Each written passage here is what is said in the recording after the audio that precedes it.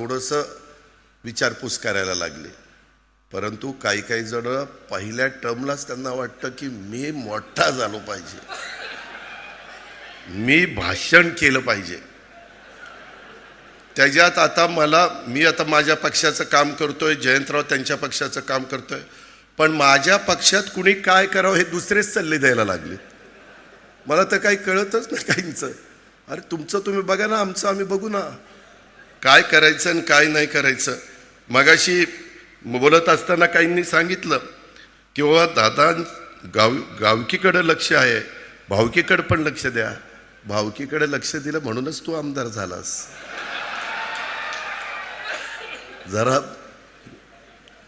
जयंतराव त्याला विचारा किती मतं पडली, पोस्टल बॅलेटमध्ये आलाय आपण. त्याच्यामुळं माझ्या कुणी मादी लागू नका, तुम्ही तुमचं काम करा. मी तुम्हाला एक अक्षर बोलणार नाही.